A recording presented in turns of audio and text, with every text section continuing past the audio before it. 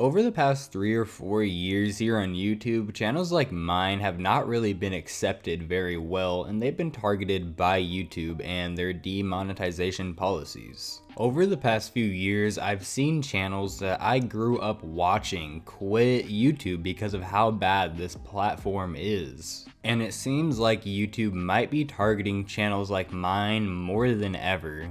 So last month, somebody who goes by the name Augie RFC actually got his entire channel demonetized, and surprisingly, not a lot of people were talking about it, though I do remember seeing it on Twitter. YouTube claimed it was because of harassment, and Augie's channel is based off of a live stream, so it's very possible that there was something that YouTube found in one of those live streams that had to do with harassment. Whether or not that's the case, whether or not they were able to find some sort of harassment in Augie RFC's live stream to full on demonetize him and not tell him who he was harassing or what he did that was harassment is complete bullshit and should never be a thing. Yesterday, a creator that goes by the name of Tipster was fully demonetized on his channel. And it's scary because it's very similar to the Augie RFC situation where they demonetized his entire channel for harassment, but they did not tell him where that harassment was coming from. They didn't tell him what video that harassment was on.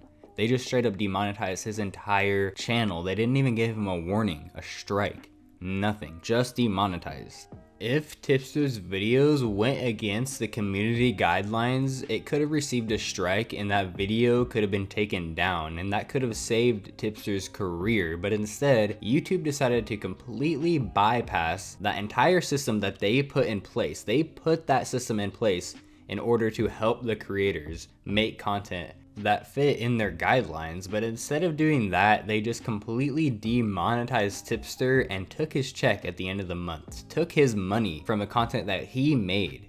YouTube has rules set in place, but YouTube themselves do not follow those fucking rules. So when a creator is making content, how is he supposed to make content that follows your rules when YouTube doesn't know its own fucking rules? It makes no sense at all. There's also the issue of serious copyright abuse here on YouTube. Someone by the name of Memology got 4 copyright strikes on his channel back to back by someone impersonating Grosscore, and we know that he was impersonating Grosscore because Grosscore actually came out and said publicly that he was not the one that strike down those videos. And if you guys didn't know this, because of the laws of copyright abuse, the only way to appeal these false claims is to give your abuser your full name and address. Which is obviously a serious fucking problem because anybody in the world, any normal Joe sitting behind his computer can impersonate a YouTuber, false copyright someone else's content, and then dox that person because that person had to give them their full name and address. And if you guys didn't know it, a copyright strike is a really big deal on your channel. It's a legal issue, and YouTube doesn't step in to fix it at all, because if YouTube steps in, then they're part of that legal battle and they don't want to be a part of that. So when it comes to copyright strikes, YouTube leaves it between you and the person that's striking you down. YouTube does not step in one bit to help you at all. So essentially what this means, if you're a creator, big or small, and you're at risk of losing your channel because of a copyright strike, you have to get yourself a PO box.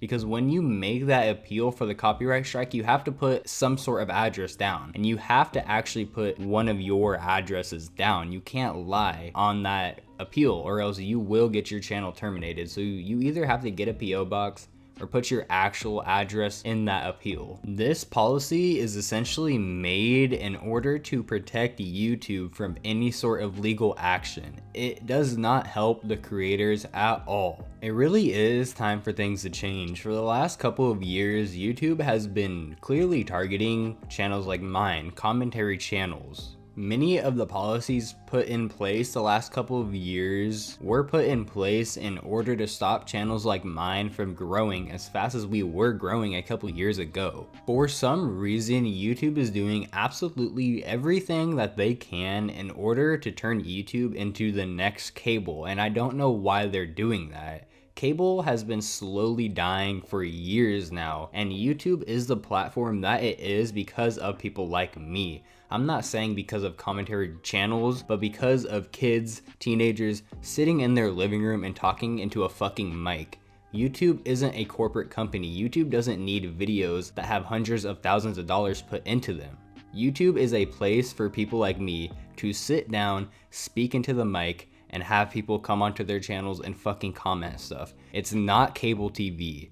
Nobody wants to watch Jimmy Fallon and Jerry Springer except for the people who get on YouTube maybe once a week. Your actual fans, the people who built this fucking platform, the people that make you the most money, and the people that are gonna keep this platform here for the next 10 years if you want it to be, are the people who make content like me. And it's time for YouTube to accept that fact. If they keep going in the direction that they're going, YouTube is not gonna be one of the most popular platforms on the internet anymore. There's going to be a new video making platform that comes around eventually. Nobody can stay on top forever.